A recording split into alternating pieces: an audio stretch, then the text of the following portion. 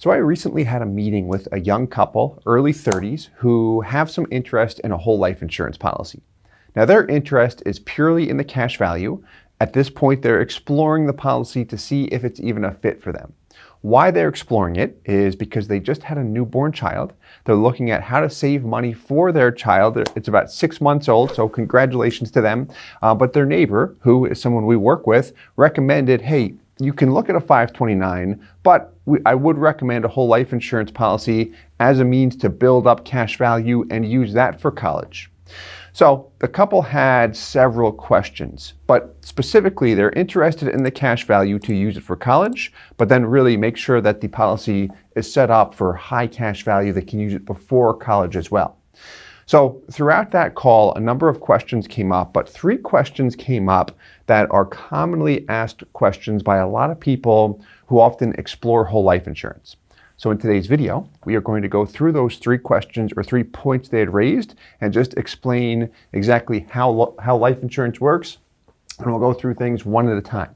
So the first question, or we can refer to this as an objection they had, is as follows. We see up on the board, I heard whole life insurance is expensive.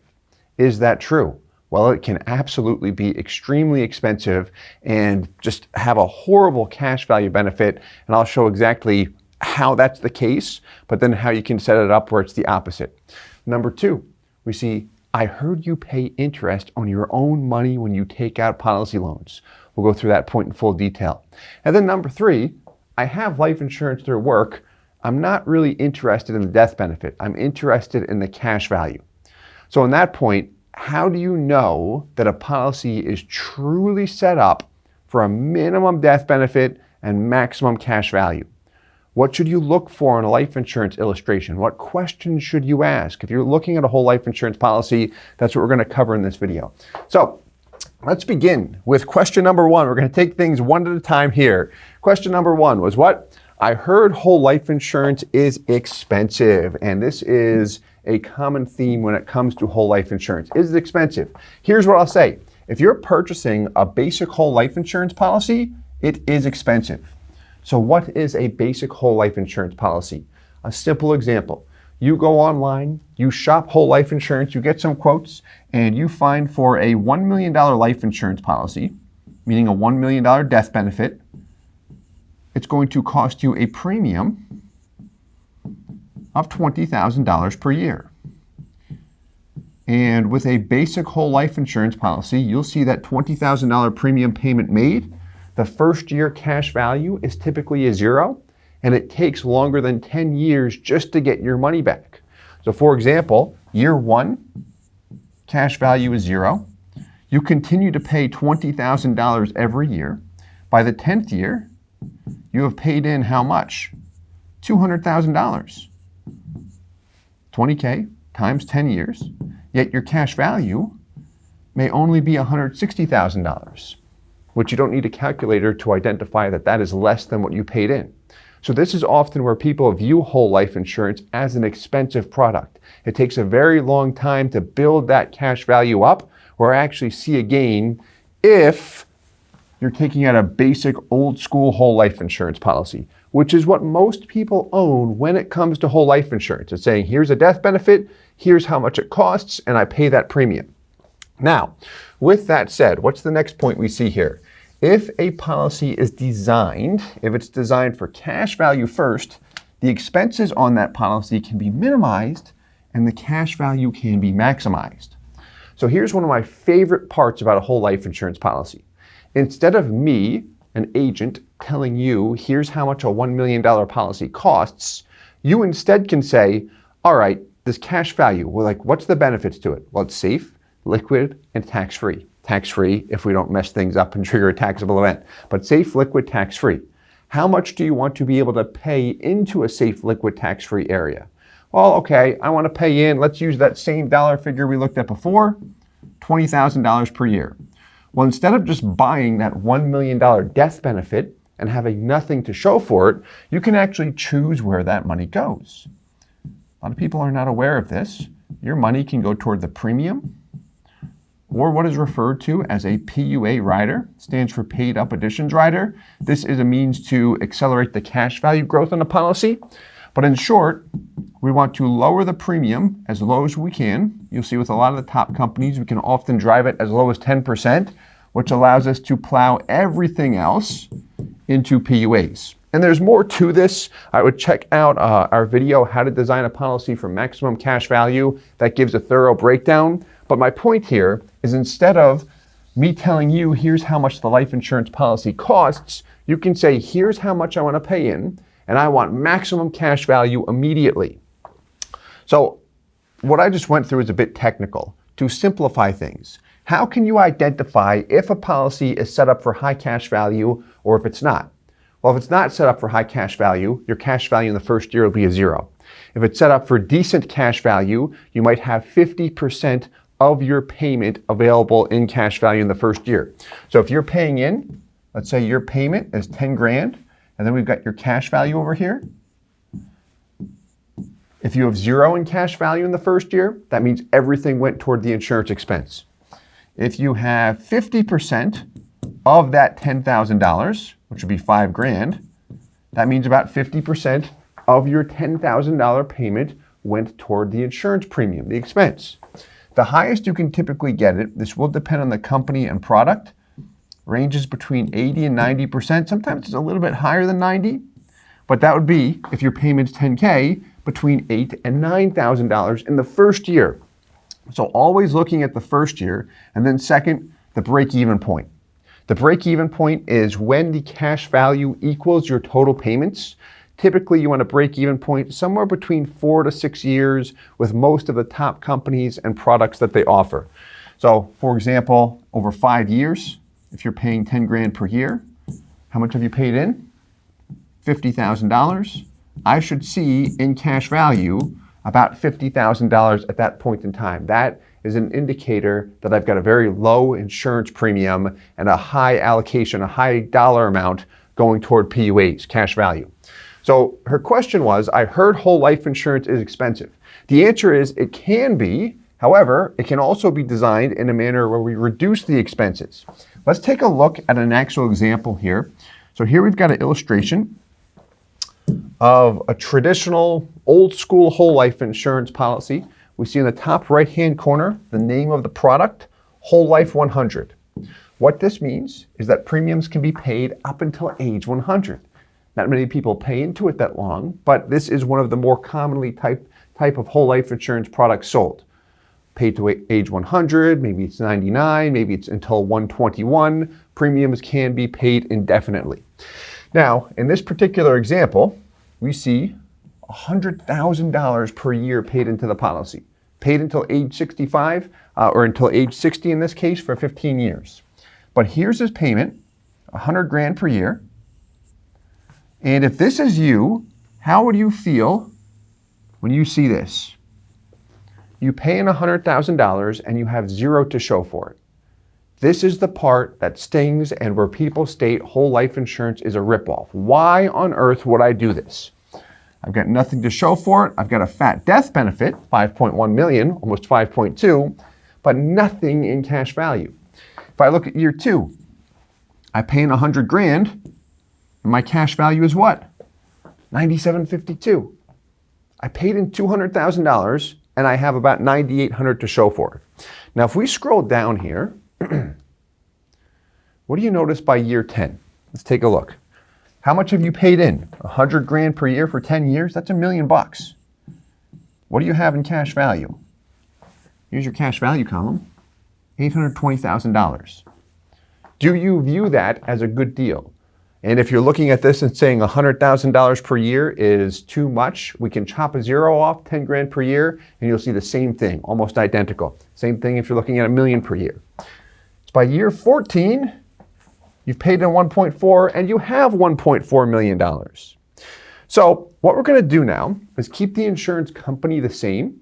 What we're going to do is change to a different product that's specifically designed for higher cash value, and then 2, design the policy with a low insurance premium. So the out-of-pocket here is the same 100K per year. Remember that annual outlay column? Here we've got annual outlay and annual net outlay. They're identical. How much is it?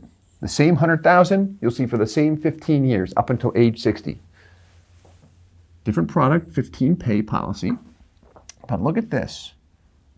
Instead of just a $100,000 premium, we've got all of this stuff going on. So what I'll add here, this guy is the premium. Instead of 100% of our payment going toward premium, we've got 10%. Then we've got other riders and such attached. I would check out our video, How to Read a Detailed Illustration, which walks through everything here. In summary, we've got this set up with minimum expenses, maximum cash value. So we can tell here, remember what we should see in the first year? Between 80 and 90%, right about 89% in the first year. When's your break-even point? By year 4, you've paid in a total, 100K times 4 years, 400 grand, you've got 395. And then you're positive by year 5. I've paid in 500 and I have more than 500. So now it's compounding. And as time passes, it gets better and better. So we can go back and forth, or we could just look at these two laid out side by side, make life much easier. Good old Excel. So what we've got on the left is that traditional policy we saw, 0 in the first year, 100K per year until age 60. What's highlighted in yellow represents the break-even point. Then what we've got here on the right is the high cash value policy. World of difference right out of the gates. Between years 4 and 5, here you go. There's your break-even point instead of year 15 or year 14. By year 15, at the end of the funding, what's the cash value difference? Check that out. You're over $500,000. Same company, same dividend rate, same individual, same health rating, everything, just being able to, 1, pick a product that's more geared toward cash accumulation, and 2, design that where the insurance expenses are absolutely stripped down, minimized in order to maximize cash value, which is, by the way, that mimics what corporations do when you see how they use cash value life insurance. They're beefing up the cash value so they can use it as an asset on their balance sheet.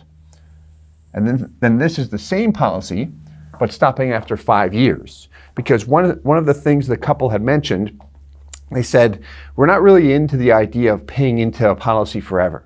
Oh, well, I can stop after 15 years. I can stop after 5 years. They could stop after 2 years if they wanted to. So we can make it very flexible where we can stop early if we'd like. We can also adjust the payments year over year. It doesn't have to be $100,000 per year every single year. So, original question. I heard whole life insurance is expensive. Answer to that question, it absolutely can be expensive, but if you do things right, you can really strip the expenses down and make it very attractive to you as a cash value product. And you've got more life insurance long-term too, which a lot of times people look at that and say, okay, like, why would I not do it this way? You typically have less life insurance up front. That's a trade-off. Second question was what? I heard you pay interest on your own money, specifically when you take loans. So this is a good point to raise. So I'm going to answer this in the same manner that I would want someone to describe it to me. If I'm the consumer looking at a policy, where does the interest go? Right? I don't want to go through that whole spiel about how you borrow from the insurance company, your money's still in the policy, continues to earn dividends and interest, because it does, but let's just go through this. So I heard you pay interest on your own money when you take policy loans. The cash value, whatever the cash value is, that is your money that you have access to. The cash value is the maximum amount that you can take in a policy loan. For example, if you have $100,000 in cash value, the maximum available loan you can take against that policy will be $100,000. Sometimes, a lot of times, it's between 95 and 98% of whatever the total cash value is, so not quite 100%. But my point is, if I've got 100 grand in cash value, I can't go and borrow $250,000. I can't borrow against the death benefit. Now, when you take a loan, interest is paid to the life insurance company. So let's go back to this example. You've got $100,000 in cash value. Let's assume you take a $50,000 loan, and we'll assume that the loan interest rate is 5%, which comes out to what? $2,500. Where does that go? Goes to the insurance company. They do make money on policy loans. So If we stop there, does this make much sense? No, we can easily argue that we pay interest on our own money because the cash value is yours. You have access to it. However, here's why people use it.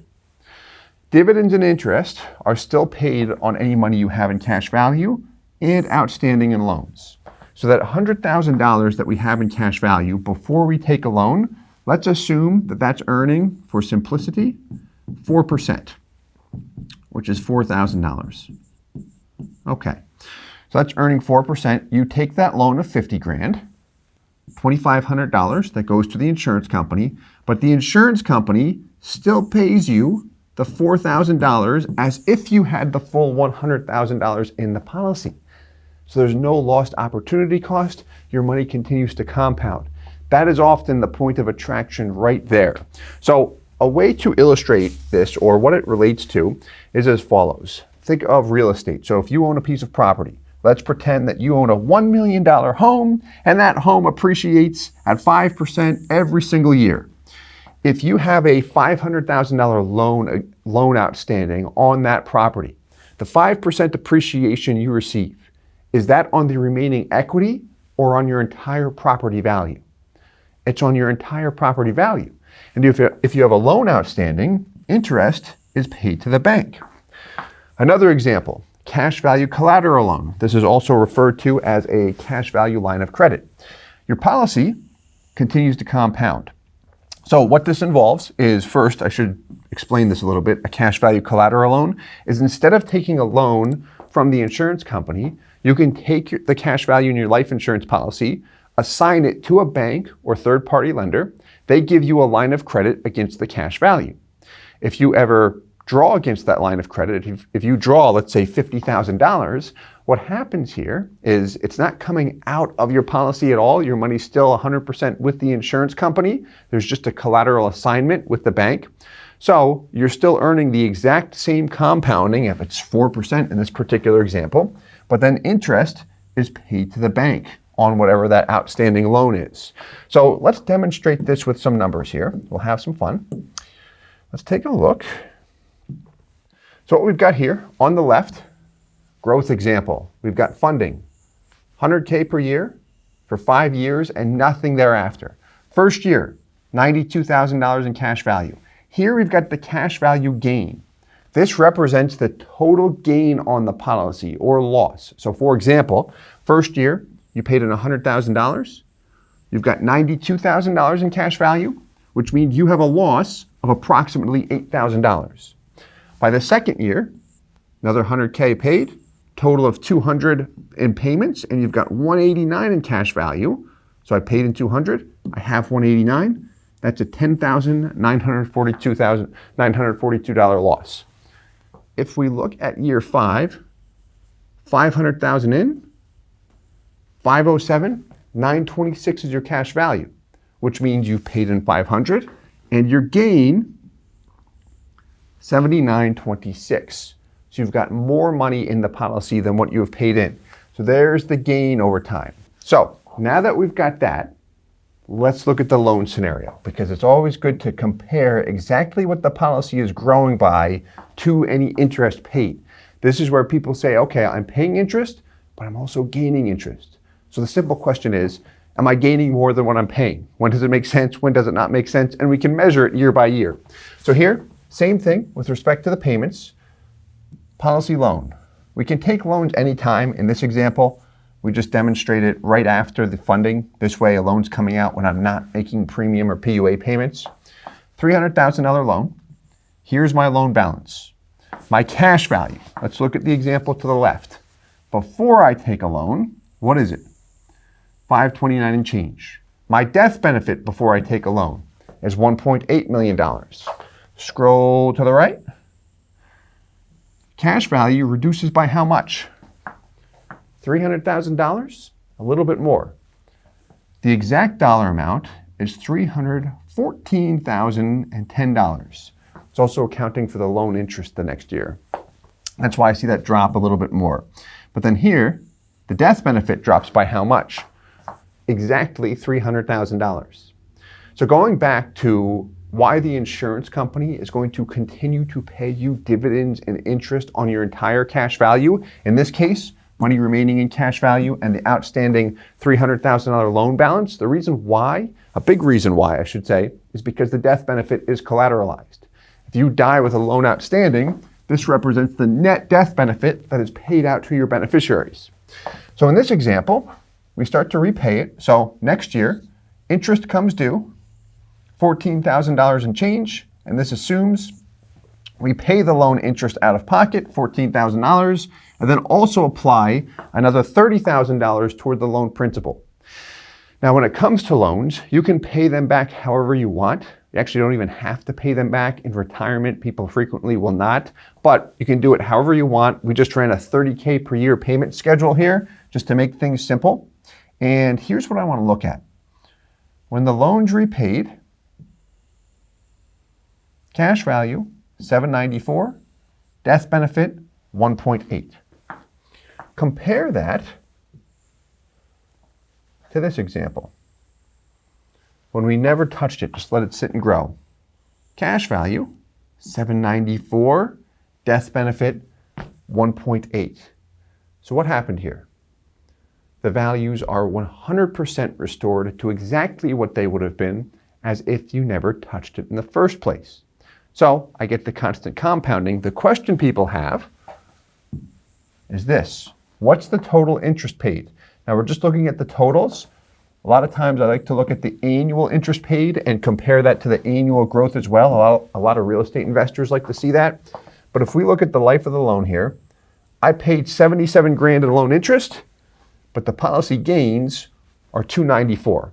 So this example, yes, it made sense. It was easy to justify that.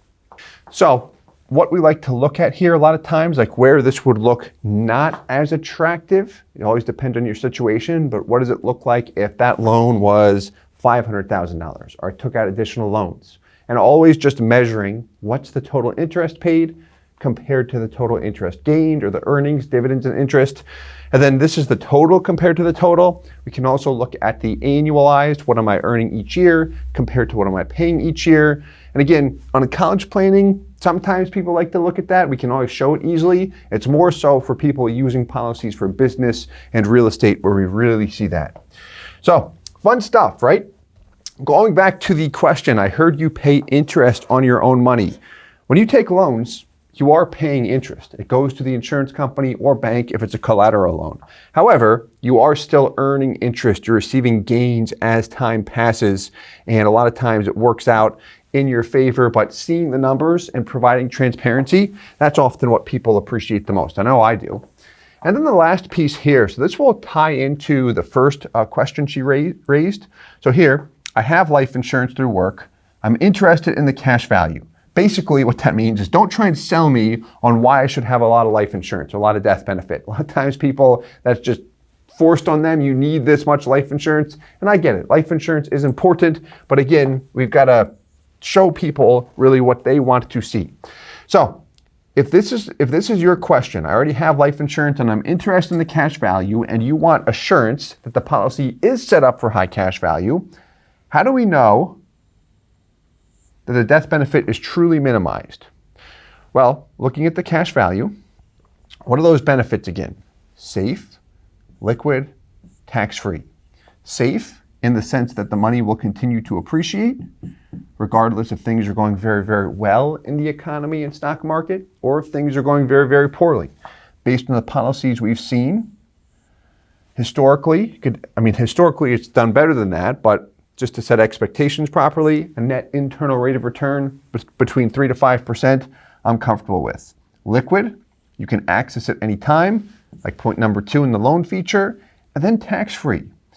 Tax-free if we don't mess things up.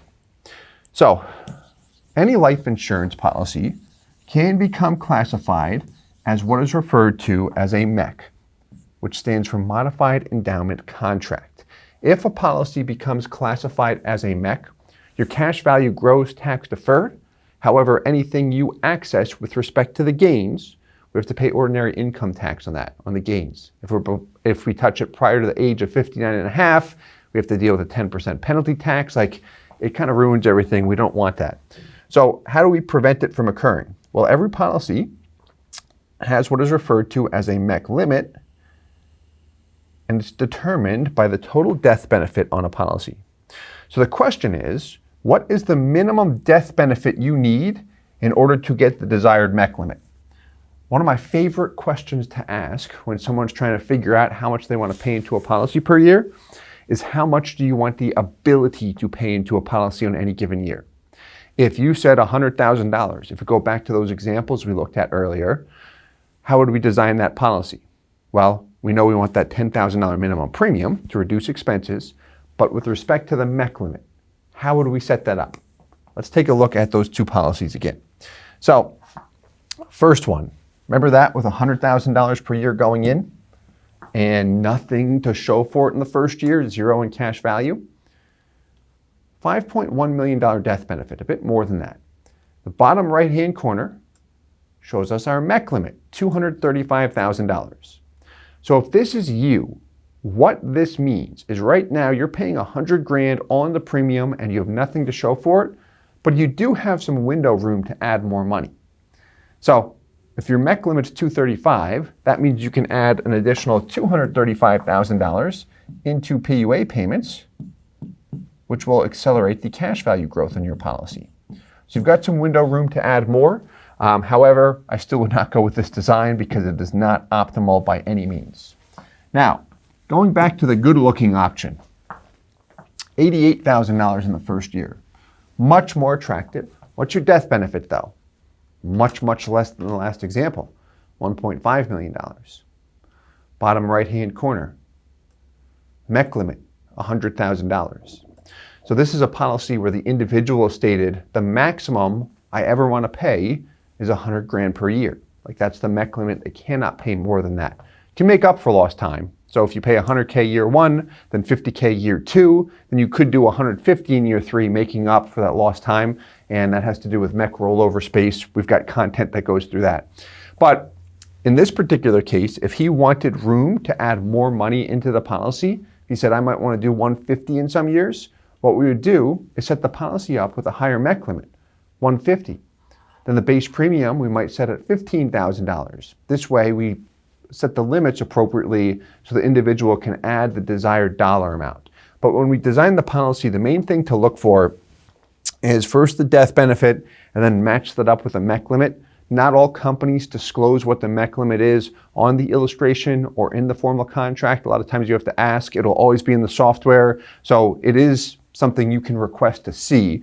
For example, one company, Guardian, does not show it on their illustrations. It's in their software, so if someone wants to see it, we'll take a screenshot of the illustration we produced for them in the software and then show them, here's your MEC limit, or go over it in a Zoom call, whatever is more convenient. But we do want to make sure that the policy is set up with the appropriate MEC limit and MEC tested long term. Anyway, some technical details there for her 3 points. To kind of summarize, I heard whole life insurance is expensive. If you're buying it just for the death benefit, it often is. If you're interested in the cash value, it can be set up where it's very attractive from a cash value benefit and not expensive because the expenses are minimized. The agent has to be willing to do that too from a compensation standpoint. Number 2, I heard you pay interest on your own money when you take out loans. If you borrow against the policy, loan interest does go to the insurance company. However, to be fair, we want to take into account what the insurance company is also paying us in dividends and interest and weigh it out. What am I earning versus what am I paying? And then number 3, I have life insurance through work. I'm interested in the cash value. How do I know that this policy is truly set up in my best interest? Look for that MEC limit and the base premium. Make sure it's minimized because that's what's going to allow you to get more money toward that PUA component, which accelerates your cash value growth. Hope you enjoyed this one. I had a ton of fun with it. If you have any questions, please leave them in the comments below. If you enjoyed the video, please hit the like button, subscribe for more, and as always, I hope this helps. Thanks so much. Hey guys, Steve Parisi here. If you enjoyed the content you just saw, please subscribe, like, and hit the notification bell for future videos. If you'd like more information or to see some custom policies for yourself, feel free to call or email our offices at the contact information below.